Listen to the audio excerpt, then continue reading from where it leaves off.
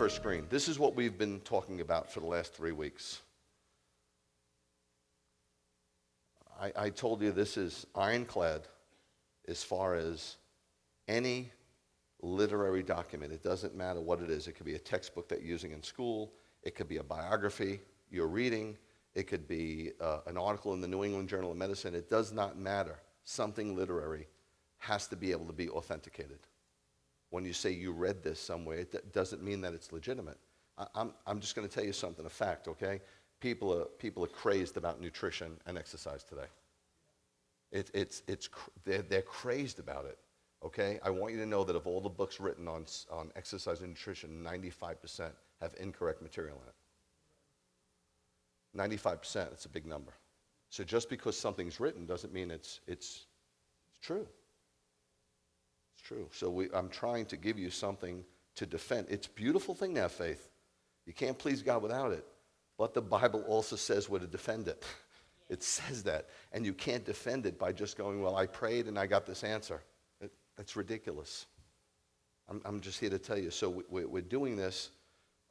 God is doing this to help you to be able to defend your faith. It's not doing this just to get through a service or fill in time. This is going to be so important in the days to come. More important than you ever even imagined. Because even some people who can't defend their faith will start to doubt what they believe. Sadly enough, it's going to happen. In Matthew 24, in the end days, it says, even the elect will be deceived. So we went over internal evidence already.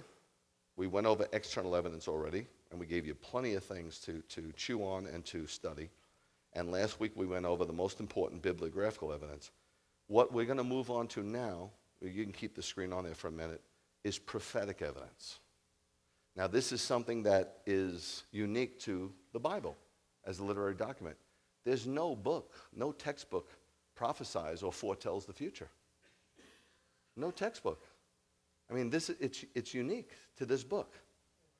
And just to let you know, 26% of this book is foretelling. That's huge. That's a massive amount of scripture. I could see if there was just a few verses about the future. Or even you say, well, 1% of it. But no, 26%, that's tremendous. So to just go, well, I'm not interested in prophecy is crazy. That's like saying I'm not interested in 1/4 of the Bible. It's crazy, right? Now, some people get a little too interested in eschatology. I've met them that have studied. I've met some of these guys. They've studied their whole life, and they know the day that Yeshua is returning, even though Yeshua said, I don't know the day. So, wow, you talk about impressive. But with that being said, I want to tell you there are 3 ways. You might come up with more. I don't really believe so. There are 3 ways to determine future events. If you want to know what's going to happen in the future, there's 3 ways. One is superstition. And there's plenty of that out there, and I'm going to explain it a little bit. I'm just giving you a highlight. 2 is science. Science does extrapolate through experiment and determine trends, future trends.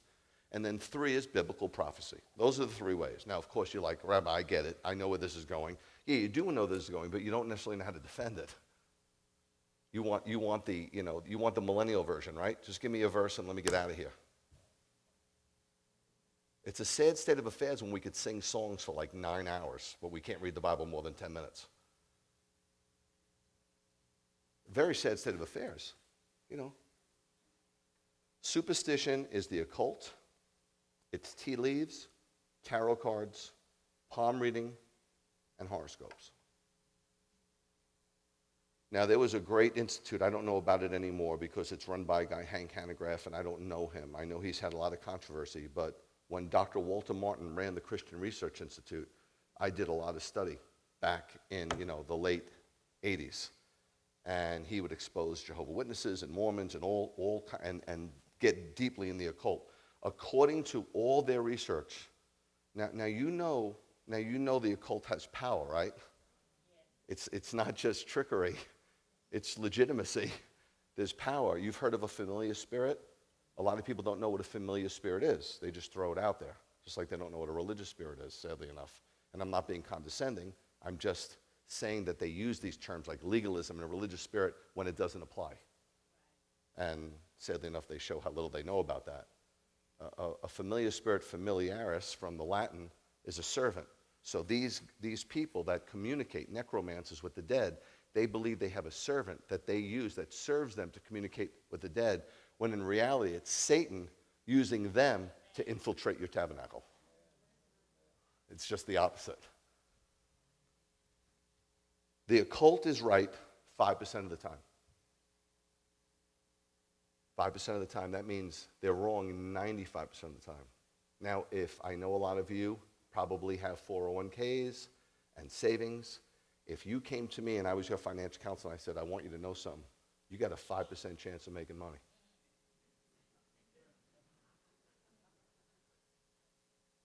95% chance you're going to lose, but I'm right 5% of the time.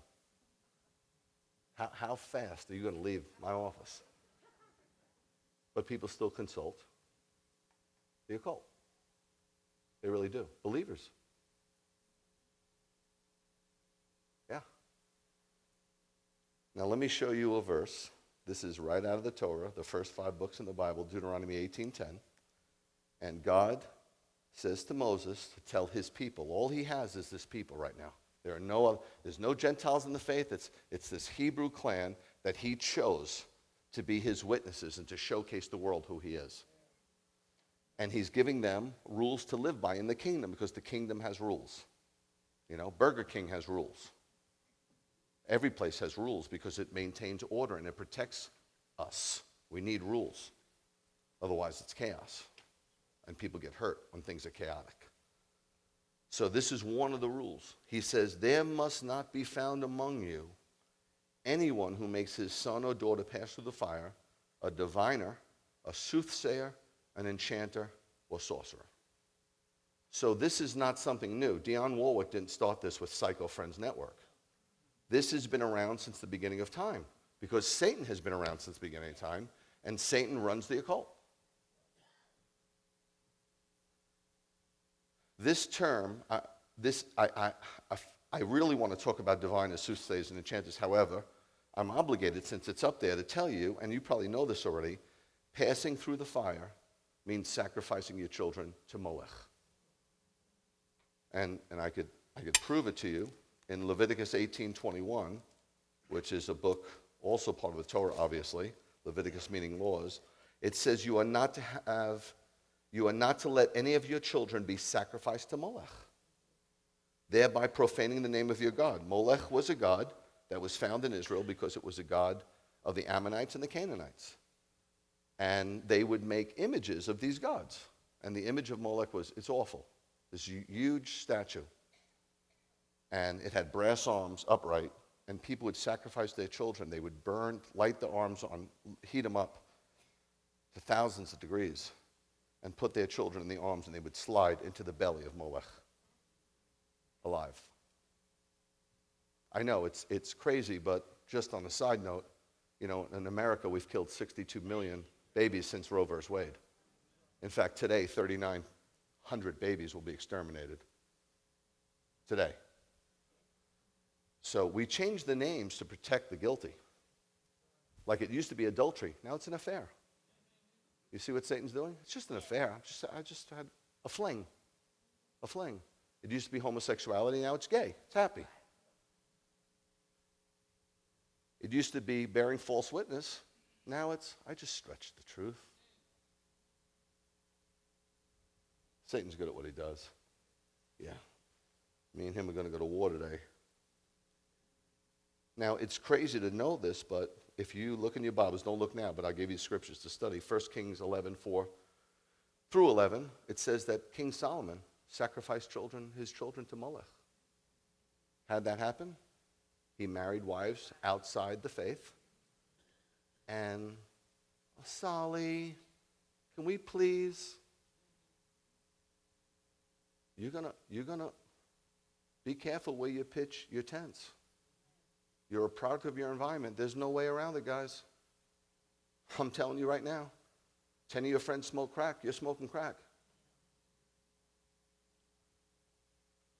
The crazy thing is in 2 Kings 21:6, it says that King Manasseh sacrificed his child to Molech. In 2 Chronicles 28:1 through 4, it states that another king, King Ahaz, sacrificed to Moloch as well. They revered him as a father. It's awful. And they believed that if they sacrificed their firstborn, their best, then they would have more fertility. They'd be blessed with more children. And of course, nothing's new under the sun, guys. The God of Mammon is still with us. In fact, he's more with us today than he ever was. Micah talked about the greed in Israel. There's more greed today than ever. You got people starving and you got billionaires. Now, I believe in the capital system. I believe that you work hard in America. You go to school. You can get free schools. You can make something of yourself. Anybody can do it with hard work. But the disparity right now is crazy. But a socialist system is poison. It's inherently poison. Some antagonists to our faith, they will say, what about Abraham and Isaac? What about Abraham and Isaac? Didn't your God tell Abraham? Guys,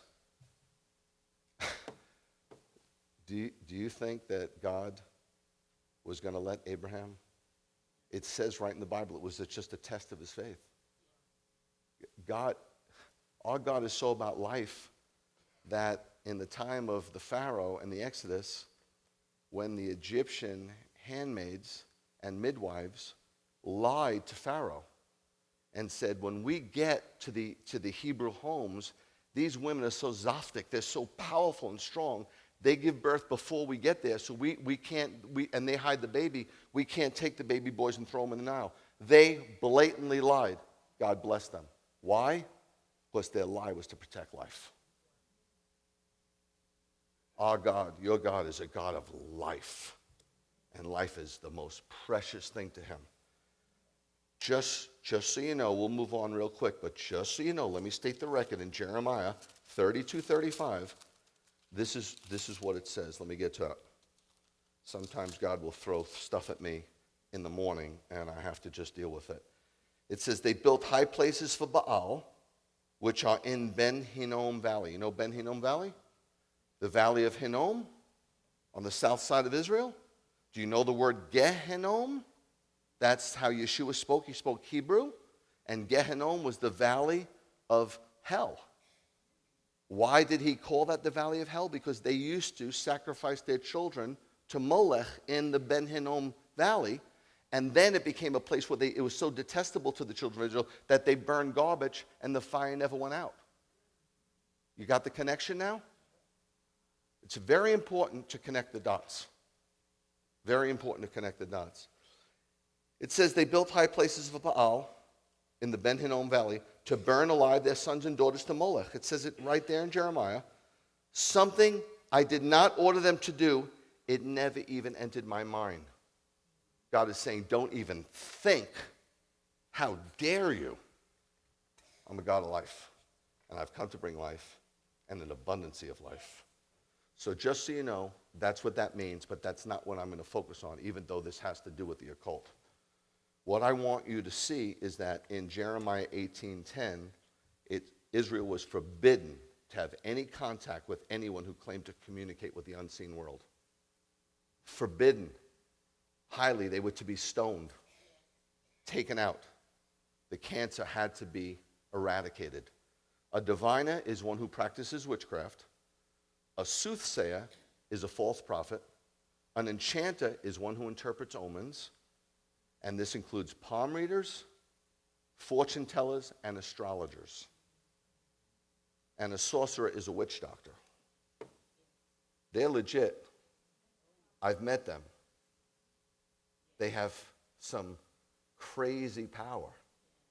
In fact, when I was in Kenya, after I met one, they called me in Kenya Mzungu Mafrika, which is, to be honest with you, it's the highest compliment they could pay a white man. It means white African. And they could tell if you're there for your own or you're there because you really care. And I walked into this shop, and there was a bunch of people there, and Bernadette knows the story, and I wanted to get something authentic. I wanted to wear it while I was there authentic. I wanted to really connect. You know, I slept in their muddy huts and the whole thing. And then I yelled to everybody when I walked in the store. I wanted to say Mzungu Mafrika, but I pronounced it wrong, and I said, Mugungu Mafrika, and everybody screamed and yelled. And my friend said, you just told them you were a witch doctor. And that was the end of my talking in Swahili. That was it. I wouldn't even say Hakuna Matata after that. I thought, I'll mess that up. But this is serious stuff. Listen, tragically, Satanism, demons, and the occult are dark, sinister realities. It is real. I've seen it. I've seen demoniacs. I've spoke against them. I'm not being a big shot. God allowed me to not read about these things, to see these things in reality. Okay? They're not tricks. One of the signs that we are nearing the close of this age is the widespread interest in witchcraft, astrology, and other forms of the occult. It's a telltale sign for me. Thousands, even in the faith, consult their horoscopes.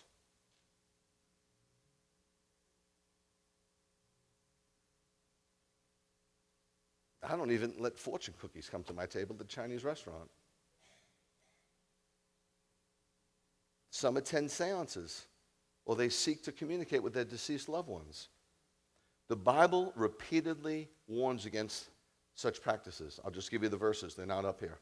Leviticus 19:31, Leviticus 26, Leviticus 20:27, 2 Chronicles 33:6, Isaiah 8:19, Isaiah 8:20, Jeremiah 10:2, and just in case some of you are going, well, that's the Old Testament, Galatians 5:19 and 20. Consulting the occult is basically saying, God, you're taking too long, and I need answers now. Satan, help me. Rabbi, you're crazy. You're crazy. I'm not crazy. I'm telling you like it is. I'm going on record and telling you like it is. So when I get before God, he doesn't say to me, why did you dance around that? Why did you dress that up? Look, guys, there's a ton of mega churches in the United States now where you could have a good time. There's ATMs you can give your money to. You could have popcorn, the black, the music's unbelievable, smoke machines. You could have a good old time. I'm not telling you not to go. I'm just telling you, I took some of my friends from Africa and India there, and they cried. They cried. Going to a psychic is very dangerous. It will bring demonic spirits into your home. With every visit, you will become more attached and fall deeper into darkness. Sometimes when you say about a kid or something, you go, I don't know what's gotten into them. You don't? Even if you think it's harmless and it's good, remember the devil is a liar, and nothing from darkness is good. Nothing. That's one of the things that you can't see. God brings good out of all things. Not that thing. How urgent and up to date are the warnings of Scripture? This was written 3,300 years ago, and it's as true this very day. So, my advice is, let's not play around with something that become a kiss of death. Okay? So, should we consult the occult to determine the future? Let's move on. Number 2 is science. Science, I'm not a scientist, but I have friends that are, and we talk a lot. Science makes observations by deduction. They deduct laws via experiment. That's what they do. They experiment, and then they extrapolate trends of the present to determine the future. I'm only referring to, I'm not talking about science as far as curing disease. I'm talking about predicting the future. We're talking about predicting the future, foretelling future events. That's our discussion today. Science, according to all the research I've ever done, is 25% right. Now, that's a lot better than the occult. But if I sat down with you and I was your financial counselor and I said, well, I want you to know, I get it right 25% of the time. You have a 1 in 4 chance of making money with me. So I have a hard time trusting science to determine prophetic events. Okay? It's just not my thing. But this is what I want to get into with you, because I think it's going to expose some things and expose some lies of the enemy. Most believers think, I don't know how this happened, that science is an enemy of the Word of God. They just think one has nothing to do with the other. If you're a scientist, you can't believe in God. If you believe in God, you can have nothing to do with science. Anybody know what I'm saying? It's just been taught. Non-believers would have us convinced that science has proved that God does not exist. Nothing could be further from the truth. In fact, science proves that God does exist. It's just the opposite.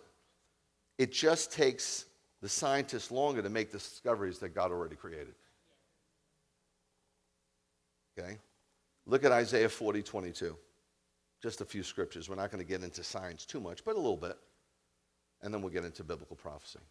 Isaiah 40:22. He who sits above the circle of the earth, for whom its inhabitants appear like grasshoppers, stretches out the heavens like a curtain, spreads them out like a tent to live in.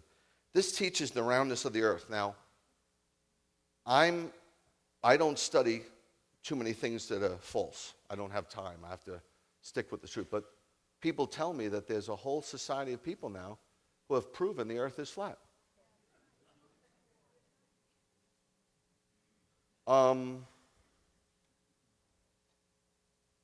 The ancient people believed that the world was a flat disk. That's what they believed. Now, you can laugh at that, but that's all they had. We didn't have the instrumentation, the technology that we have today. They believed that it was a flat disk supported by a giant or an animal, like a buffalo or a turtle. I guess these people that believe in the flat earth are just being retro. But we have evidence. And it was just very kind of God to write this in 750 BC. We didn't really need the evidence, but it's okay. Columbus didn't fall off the earth. Sad. And let me just throw this out there. What if it is? Is that going to change your fate, your life? Okay, listen to me. If you believing this unsupported, non-scholarship, but if you want to believe that and you tell me, Rabbi, I just want you to know something. Since I've decided that the earth is flat, I am so much more obedient to God. I'm so much more kind to my wife and children. I'm so much more charitable. Heck, I'm even thinking about tithing. I know most of you have thought about it. Good thought. Then the earth may be flat. I'm with you. I don't care if you tell me if I stand on my head, I'm more obedient. My advice would be then stand on your head. But the fact of the matter is, these morons, these idiots are spending a lot of time. Where's their ministry? When's the last time you helped somebody in need? Golly jeepers. How do you do that? How could you be so involved in study and so blind to serving others? I don't know, Lord. I don't know. Job 26:7-9 says, He stretches, that's He, the Lord, the north over the chaos and suspends the earth on nothing. He binds up the water in his thick clouds, yet no cloud is torn apart by it. He shuts off the view of his throne by spreading his cloud across it. He speaks here about the suspension of, this is the oldest book in the Bible, by the way. He speaks about the suspension of the earth in space, true. The evaporation and precipitation cycle, true. The density of the clouds, true. And the cycle of light and dark, true. All proven scientifically. The ancient Greeks, they felt that rivers were fed by underground ocean water. Not true. There's springs, but they're contained. And the idea thankfully perished in the 18th century, just to give you an idea. What about sanitary practices to protect health? That was given to us in the Torah. The Torah given to the nation of Israel included regulations, let's say, for washing after touching a dead body. Look at Leviticus 11:28. And whoever picks up its carcass is to wash his clothes and be clean until evening. These are unclean for you. The body's decomposing. It has already disease. It's disease-laden. I mean, there are people washing their hands with Purell just to get out of a bathroom. You ever see it? They're like getting out of the bathroom with their elbows now. You can't be that uptight because you have to build immunities. You're putting your kids in a bubble. Don't you realize why they're getting ear infections all the time? Because their immune system that God gave is not strong enough because you keep sending in others to fight, and it says to the immune system, you don't have to fight. Just like how we baby our children. Don't worry about it. Mommy will take care of it. How long are you going to take care of it, Mommy? You can't helicopter parent. I mean, I realize that bicycle helmets are good today, but how did we survive? No seatbelts, no bicycle helmets, and no Purell. How did we do it? We didn't get sick as much. Go figure. What about quarantining those with infection diseases? That's not nice. No? I'll tell you what's not nice, when you bring your kid with green mucus into the children's area. Because then that single mom has to find somebody to watch her kid because that kid can't go to school and now she's behind on her rent. That's not nice.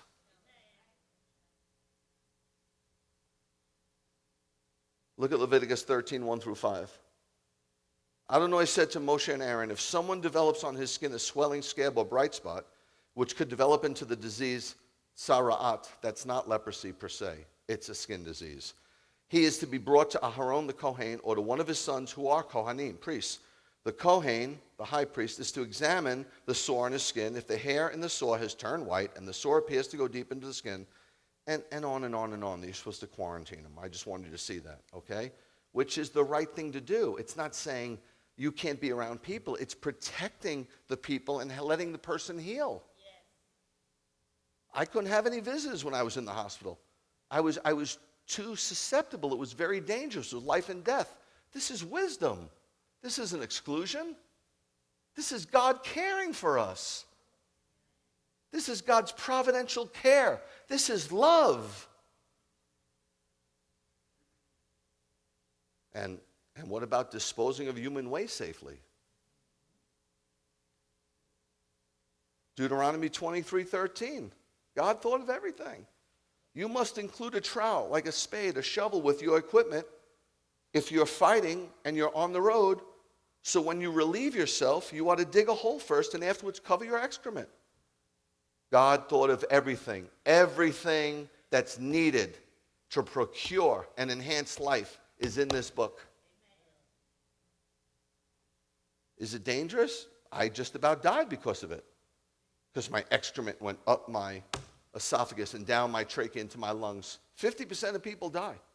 1 out of 2. I don't care who you are. You're dying. Half of you are dying. And the damage it's caused since then, who knows, man? Only God knows. That acid's like hydrochloric acid. It'll burn a hole in concrete. It burned out some of the lobes in my lungs. Who knows?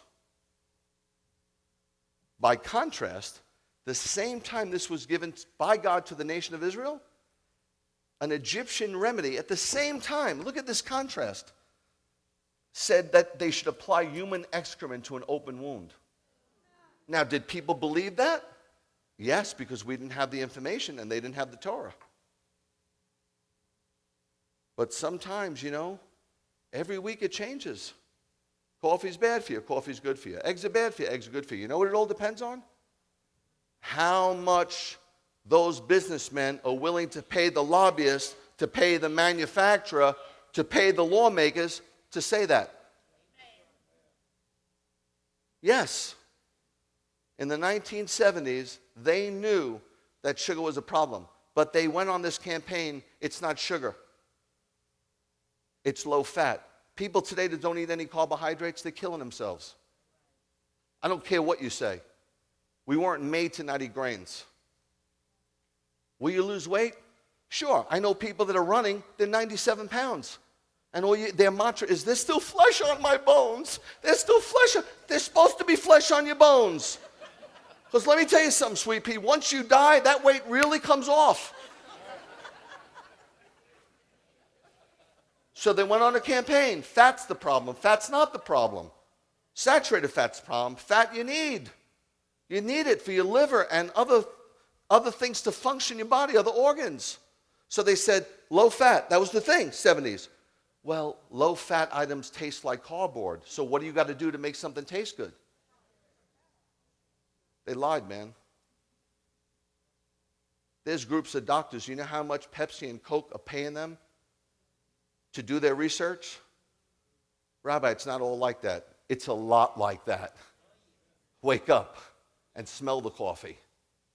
It's all about money and greed. They'll tell you anything. When Ford Motor Company knew that the Pintos on impact would blow up, did they say anything? Did they think about how did they sleep at night? Know that some mom with her 2 kids might just go up in flames. It would have cost billions. We can't say nothing until they were exposed. Watch out, believer. Satan will help you compromise. Oh, it's just a little, it's no big deal. Little sins lead to major consequences. That I know. That I know. This is what it says in the very beginning of the Bible. See, this is what no scientist can explain. It says in Genesis 1:1, in the beginning. They can't, no matter how far they take it back, it's all chaos. There's no legitimacy to the theory of evolution anymore. The theory of evolution shoots itself in the foot. It doesn't recapitulate. You can't extrapolate. You can have different species, but you can't make one species into another. It's impossible. It's proven. And even if you grab a group and you separate, and there's incest within that group, it loses information, not gains. It's weaker. So it shoots their theory that survival of the fittest. It speaks against it. And people still, well, I don't understand. It's not that hard to understand. It's very simple. They're just lying to us. You need the evidence to combat the lie. It says in the beginning, this is the only book in the universe that teaches us about creation. The only one. And because there's so much evidence to prove this is a legitimate literary document, I believe in the beginning, God created the heavens and the earth. The universe had a beginning, which is in contrast to many ancient myths that describe the universe not as being created, but as being organized from existing chaos. Seriously? Think about how crazy that is. There's something called irreducible complexity. It's so complex that it's irreducible. You can't reduce it. How could something this magnificent, this intricate, come out of chaos? What? I know this saying we have, everything comes out in the wash. Don't worry, it'll work itself out. Really? How'd you lose that weight? Did it work itself out? Everything comes out in the wash. You know why it comes out in the wash? Because you turn on the wash machine, you put in detergent, and there's something in the center. You know what that thing is called? An agitator. Some of you guys should be very familiar with that because you agitate that. No, it's an agitator.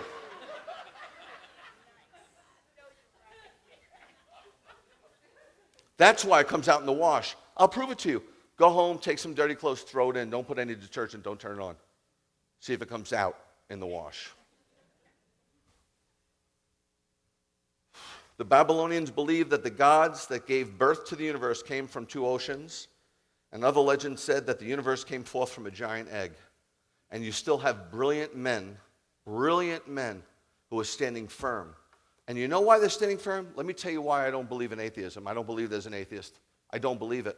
They work so hard at trying to disprove the existence of God. They work so hard. They work harder than people in the faith, which is sad, but that's a whole nother story. Why are they working so hard? I'll tell you why. They're mad at God. God took their little child. He ruined their life. They got hurt in church, and they're mad at God. You can't believe in the existence of something that you believe that doesn't exist. You can't put that much energy in it unless you are angry at it. The other side of the coin for me is that they know if they believe in God, they've got to come under his authority. And they will not come under his authority. They ain't coming under anybody's authority. Plus they know, I might have to clean this up. So it's easy to disprove it, and then they're free to do whatever they want. They could be their own God. That's what it's about. They have no proof. They have no legitimate proof whatsoever. They could talk and talk and talk and use their 7-syllable words, and they have no proof. A 5-year-old could shoot their theories in the foot. The antagonist to our faith, to the faith, as well as the general non-believing community, would have us believe that there are no scientists who believe in God. In the eyes of science, science has made a belief in God unnecessary. That's the world system. The world system is proving to you that you can be happy without God.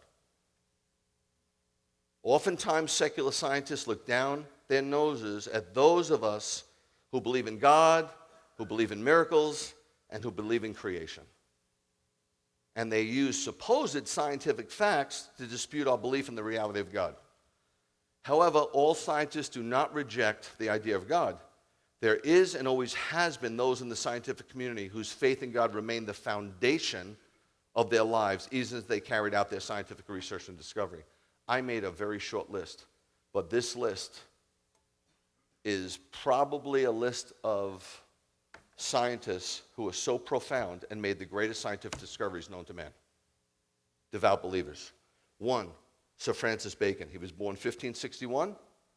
He passed on 1626, and Sir Francis Bacon is usually considered the man primarily associated with the so-called scientific method in science, which is still being used today. The scientific method stressed observation and verification rather than philosophical conjecture. Philosophical conjecture is a fancy term. It's basically forming an opinion or a theory without evidence or proof, which is crazy. No evidence, no proof. He believed that God gave us 2 books to study, one being the Bible and the other being nature. This isn't a guy who showed up at church on Sunday morning just because it was the thing to do or religion was part of their life. I'm naming scientists who were devout, crazy believers, okay? Next, Johann Kepler. If you're in the scientific community, you would absolutely know him.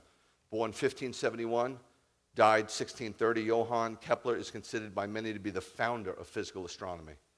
He discovered the laws of planetary motion, and he established the discipline of celestial mechanics. I know this is a little bit above a lot of our pay grade, but this is the way it is. Some of his contributions to science are the fact that he conclusively demonstrated, you ready, the heliocentricity of the solar system. It just means that the sun is at the center. He devised the method of mapping star movement and contributed to the development of the calculus. Kepler was a Christian who studied in a seminary to be a priest.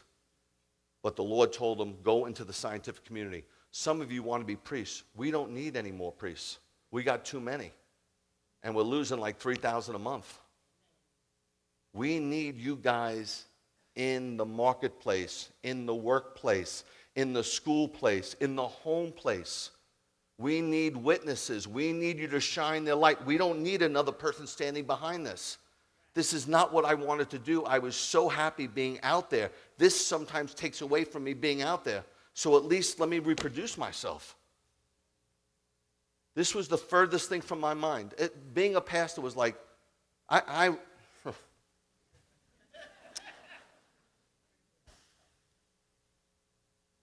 Kepler coined the phrase and the idea that research and discovery was thinking, this is a quote, God's thoughts after him. A motto adopted by many Christian scientists after him.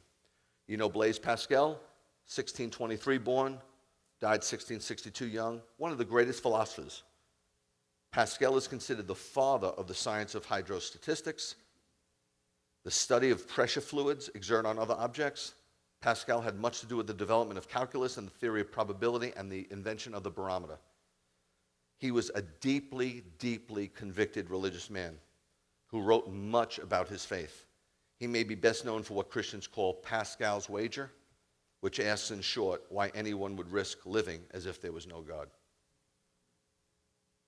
I'm mentioning the greatest scientists known to man, and these guys were brilliant.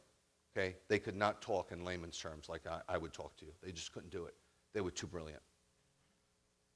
Everybody knows Sir Isaac Newton, 1642 to 1727. Who has not heard of Isaac Newton? He is credited with discovering the law of gravity, the 3 laws of universal motion, and his refinement of calculus into a comprehensive branch of mathematics. Newton was a devout Christian from his youth, and later in years he wrote much against atheism, and he defended the Christian faith often in public debate.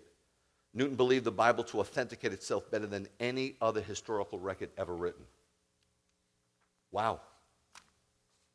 Samuel F.B. Morse, 1791 to 1872, you know. Morse is probably most clearly remembered for inventing the telegraph. I'm not talking about that fish wrapper that we have in town.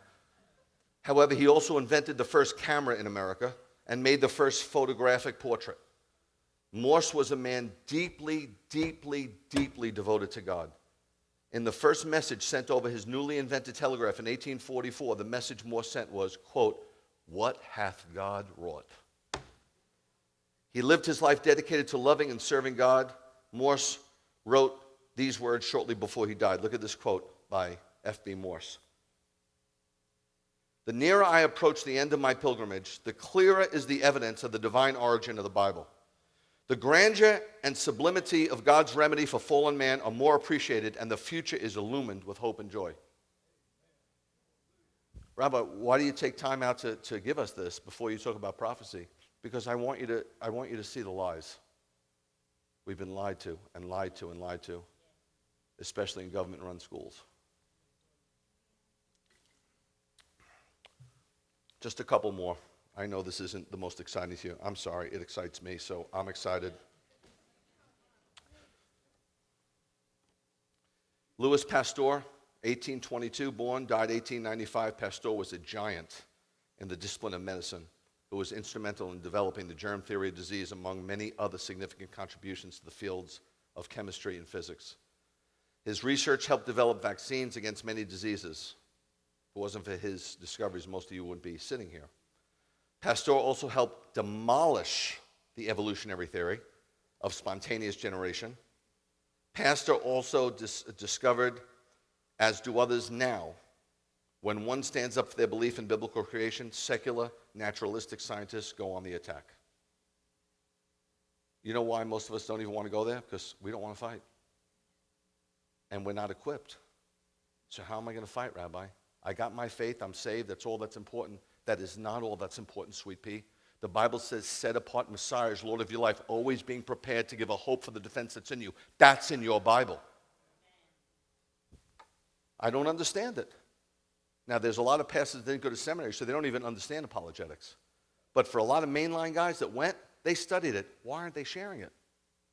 That's an accusation. Okay. If the shoe fits, put it on.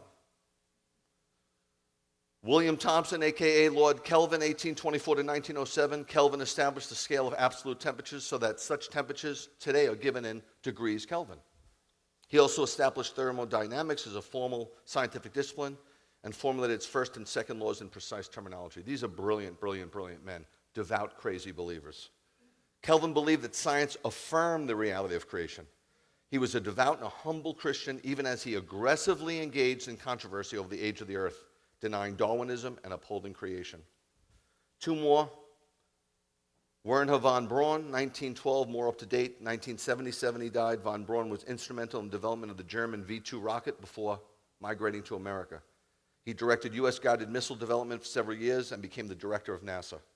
On the subject of space flight, he once wrote, and I'll quote, "An outlook through the peephole at the vast mysteries of the universe should only confirm our belief in the certainty of its creator." That should be belief, not belief. Last but not least, somebody who's still living today, Francis Collins. You might have heard of him.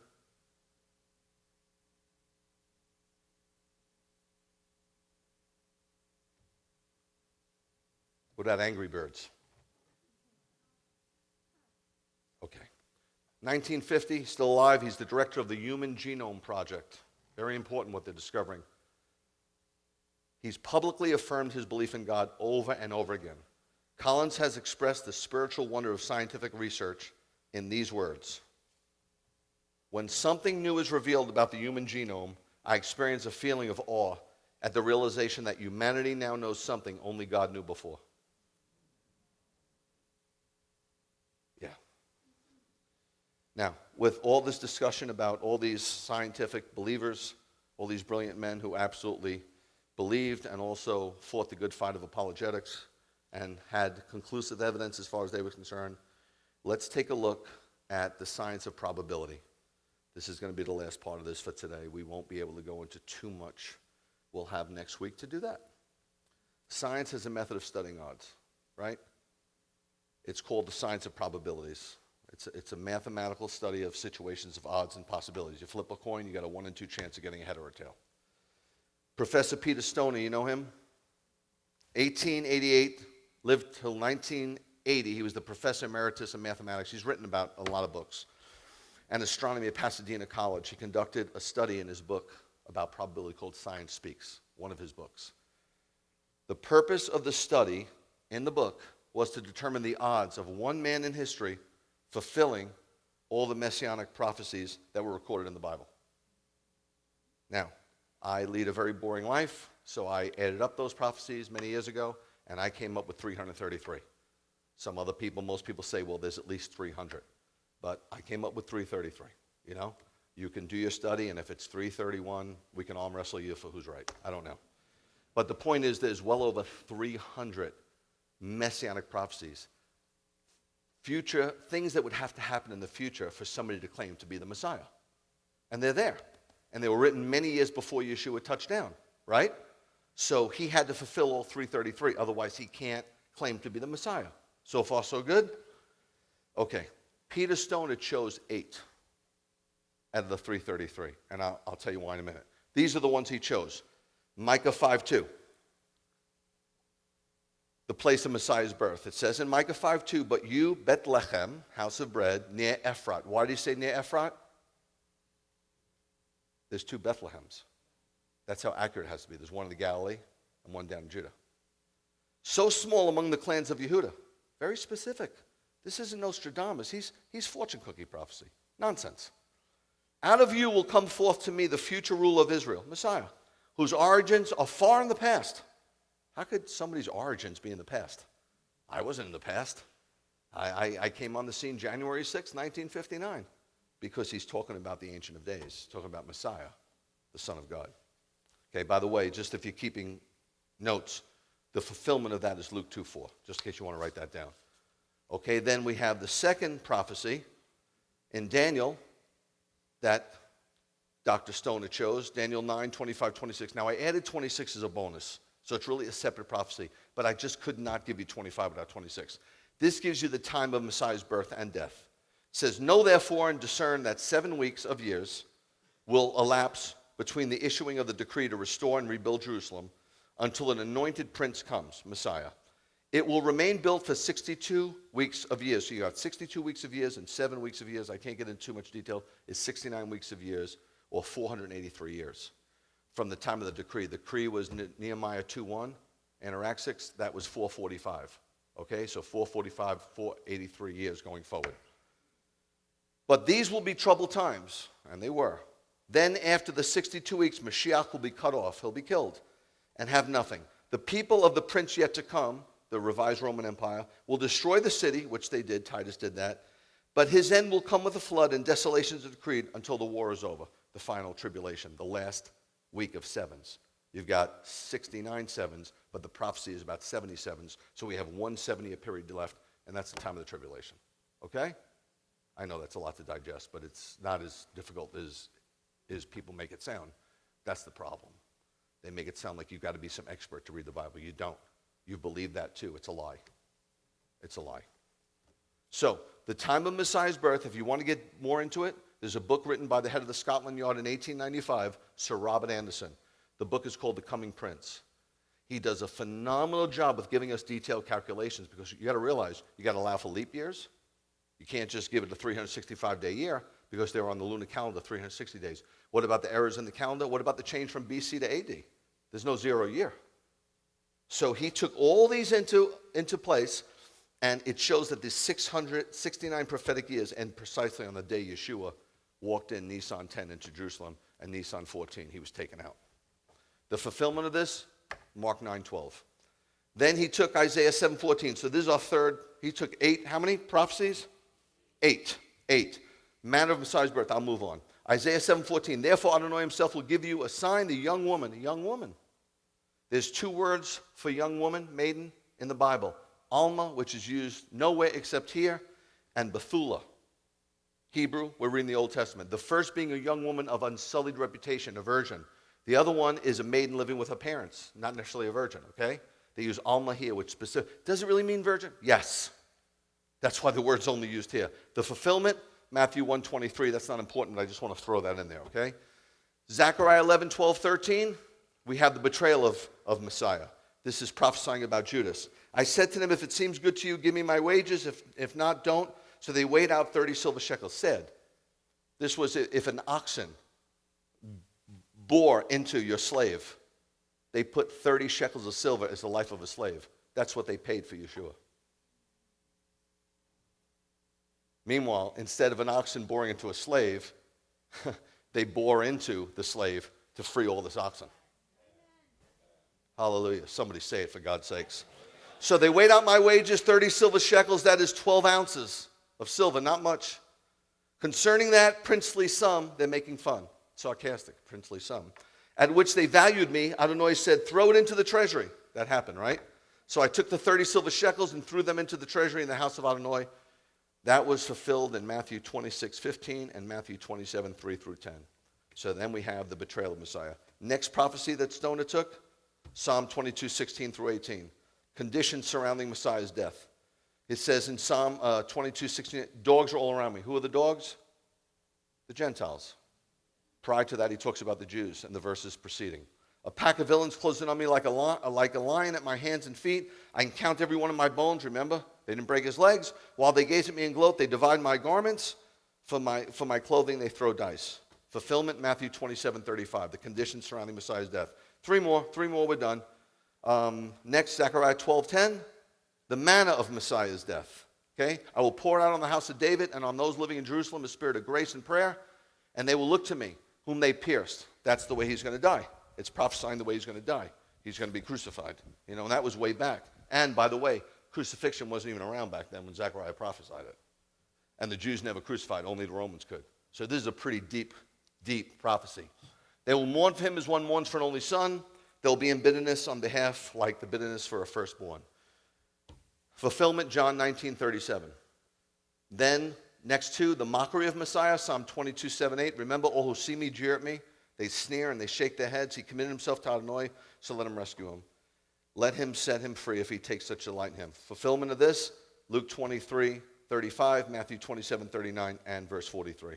Last but not least, the type of burial of Messiah. Isaiah 53:9. Hang in. I know it's a little cerebral, but there's more to our faith than just rah-rah, sis, boom, bah. Jesus paid it all. He was given a grave among the wicked. In his death, he was with a rich man, although he had done no violence and he said nothing. By the way, my life would be much easier if I just came in and rah-rah, sis, boom, bah. I could tell jokes with the best of them. It'd be easier. I could just hang out Friday night. I wouldn't even have to pray. I mean, I don't know where you're going after this, but I got to get ready for Shavuot. He was given a grave among the wicked. In his death, he was with a rich man, although he had done no violence and had said nothing deceptive. This was the type of burial fulfillment, Matthew 27:57-60. Now, here's the end. The compound probability of one man fulfilling just those 8 I mentioned. How many did we have? 333, over 300. Just 8 being fulfilled by one man is 1 in 10 to the 17th power. Now, that doesn't mean anything to us unless we're mathematicians, right? Okay. 1, it's 1, like flipping a coin is 1 in 2, 1 in 100 quadrillion. We're not mathematicians, so 100 quadrillion doesn't mean anything. So this is what I did for you. I put just something that can give you a little idea of numbers. Real simple. Can you put that chart with the 1 million seconds is 12 days? No big deal. Count 1 million seconds, it's 12 days. Now, once you go to 1 billion seconds, it's 32 years. Once you go to 1 trillion seconds, it's 31,689 years. You know why they call it exponential? 1 quadrillion seconds. This is 1 in 100 quadrillion. 1 quadrillion seconds is 31,709,792 years. Now you get an idea of numbers a little bit, right? Just a little bit. You don't have to be a mathematician to see where I'm going with this. To understand this number, 100 quadrillion, this is what Peter Stoner did. I didn't do it. He did it. I'm just giving you what he did.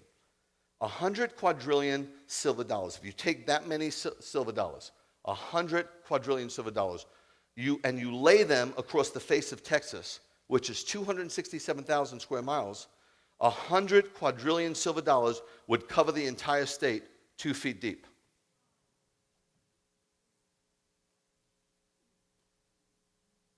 This gets real. I mean, this is so full of juice. Next, mark one of the 100 quadrillion silver dollars. Your choice. Any one you want. It could be in East Texas, West Texas, Central Texas, doesn't matter. In Dallas, San Antonio, wherever you want. Mark one of them. And put it on the bottom, put it in the middle, it doesn't matter. Then blindfold someone. Take him up in a helicopter. Let him parachute any way he wants, his call. Just go back and forth, north and south, east and west. Keep going until he goes, okay, here. Let him parachute, and he has to take his time because he's only going to get one pick. And wherever he touches down, what do you think the chances of him picking the silver dollar with the red mark on it? 1 in 100 quadrillion. That's the probability. It's math. He would have a 1 in 100 quadrillion shot. Now you say 0 because basically, yeah, it's basically almost impossible. So it's almost impossible for one man to fulfill 8 prophecies. What about one man fulfilling 333?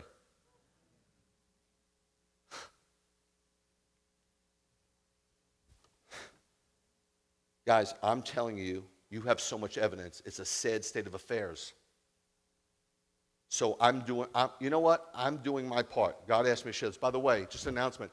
People are wondering if I got banned from Twitter. I did not get banned from Twitter. One morning, God said, get off Twitter, and I didn't ask questions.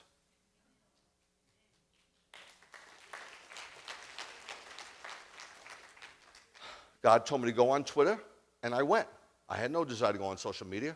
I'm not on anything else. I went because he said you could put things out there, after your meditation. And then he told me to get off, and I got off. Why, God? Why am I asking why? He must have a reason. What do I care? And it was good. Yeah, it's good. So we went over the occult, we went over science, and now what we're going to go into next week heavily is prophecy. We're going to get into things like the rebirth of Israel, which is, it's such a phenomenal miracle that there's no military strategist in their right mind that will study it. They won't study it. I know generals, they won't study it. They just go, there's nothing to study, there's nothing to glean. I mean, you've seen these videos against all odds. It's way more than against all odds. I mean, forgive me, it's a great title, but it's so much more than that. So we have the occult, we have science, and the only other way to determine future events is through Scripture. Biblical prophecy. Divinely inspired predictions. Look at the word just so you have something to bite into. Prophecy. Now, a lot of people think prophecy, right? You're Christians a long time. Rabbi, prophecy is predicting future events. Not exactly. I don't want to be difficult. You're like, Rabbi, you're always difficult. You always got to show us up. You always got to tell us so we feel like idiots. No. This is my job. My job isn't to make you feel bad. My job is to help disciple you. That's my job. Matthew 28 says it's a great commission. I feel greatly honored that I get an opportunity to raise you maybe in the faith. Who the heck do you think you are? Nobody, man. God told me to get off Twitter. I'm off Twitter. He tells me to leave this. I leave this. Nobody. And I don't have a corner on the market. There's other great pastors out there discipling people. But this is my job. Forthtelling or foretelling. Isn't that the same? No. Forthtelling is declaring a message to others. The prophet spoke way more about the present than the future. Way more. So it's not just foretelling, but we're going to focus on the foretelling part of prophecy, okay? Telling something before it happens. Telling something before it happens. There are approximately 8,352 prophetic scriptures in our Bible. With 31,103 verses, that means 27% of our Bible predicts future events. It contains predictive material, which is far beyond the scope of human speculation. Far beyond. Thus far, occult has been right 5% of the time. Science has been right 25% of the time. God's been right 100% of the time. Now, if you would have come to me as a person who wanted some financial counseling, and I'd said, you got a 100% shot at making money with me. I've made money 100% of the time. I have not failed, not 100% of the time. I've made money for my clients. You're going to sit around and listen to my spiel, right? Okay, God's been right 100% of the time. 100% of the time. Okay? And how could this be? We'll leave with a few verses, and then you're free to go. Okay? I'll tell you how it can be. Isaiah 41, 22, 24 says it like this. Bring out those idols. Have them foretell the future for us. Tell us about past events so we can reflect on them and understand their consequences. Or tell us about events yet to come. State what will happen in the future so that we can know you are God's. At least do something.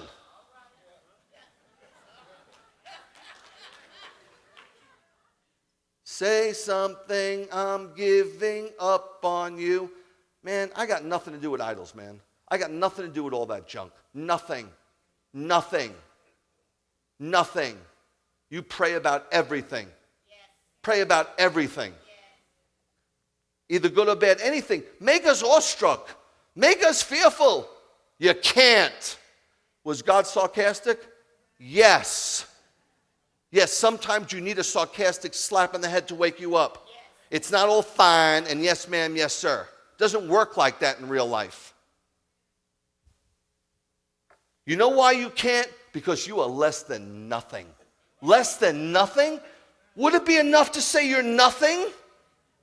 See, you're less than nothing. You're worse because people are actually believing in you, which makes you less than nothing. Whoever chooses you is an abomination. What? So it's not just the idol's fault, it's the person's fault for believing. God challenges the people to produce idols which can predict things to come. Isaiah 42, 8, 9. God says, I am Adonai, that's my name. I yield my glory to no one else. Don't you be playing your instrument and pointing up. I don't need you to point up. We're not clapping for you. I am Adonai, that is my name. I yield my glory to no one else, nor my praise to any idol. See how the former predictions come true, and now new things do I declare. Before they sprout, I tell you about them. God says his past predictions have come to pass, and now he's revealing what's coming in the future. Last but not least, Isaiah 46, 8 through 11. Remember this and stand firm. Keep it in mind, you rebels. Remember things that happened at the beginning long ago, that I am God, there is no other.